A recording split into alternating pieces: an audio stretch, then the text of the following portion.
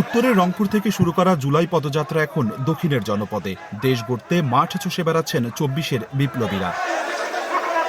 পদযাত্রার ১৪তম দিনে বিকেলে পৌঁছে বরগুনায় শহীদ পরিবারের সঙ্গে সাক্ষাৎ করেন এনসিপির নেতারা। তাদের পাশে থাকার অঙ্গীকার করে আহ্বায়ক নাহিদ ইসলামের নেতৃত্বে শহরের টাউন হল মোড় থেকে শুরু হয় পদযাত্রা। বিভিন্ন সড়ক ঘুরে সদর রোডে পথসভা করে এনসিপি। লুটপাট, বৈষম্য, চাঁদাবাজি থেকে মুক্তি পেতে এনসিপির সঙ্গে থাকার আহ্বান জানান নেতারা। আগের যে পুরানো ভাঙাচোরা ব্যবস্থা সেটাতে আমরা যাব না। যারা পঙ্গু করেছে, যারা চোখ কেড়ে নিয়েছে, হাত পা কেড়ে নিয়েছে, তাদের বিচার আমরা নিশ্চিত করেই ছাড়বো। কোন সংগঠনের আন্ডারে, কোন নির্দিষ্ট পার্টির আন্ডারে গণঅভ্যুত্থান হয় নাই, কিন্তু গণঅভ্যুত্থানের একটা মাত্র দল আছে বাংলাদেশে, সেটা হচ্ছে এনসিপি।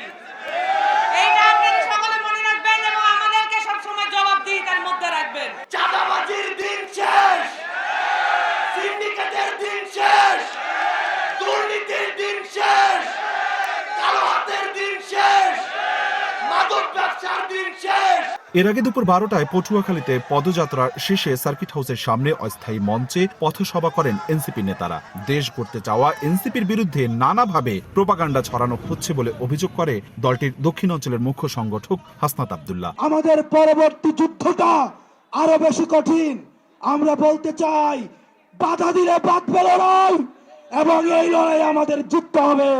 স্বৈরাচার পতন হলেও সিস্টেমের বদল হয়নি মন্তব্য করে এনসিপির আহ্বায়ক নাহিদ ইসলাম বলেন, মুজিববাদ সংবিধান দেশকে এগুতে দেয়নি। সেই মুজিববাদ আর চাঁদাবাজকে একটি দল পাহারা দিচ্ছে বলেও অভিযোগ করেন তিনি। বিএনপি এখন চাঁদাবাজদের দল তৈরি হয়েছে, সন্ত্রাসদের দল তৈরি হয়েছে, মুজিববাদের নতুন পাহারাদার হিসেবে আবির্ভূত হয়েছে।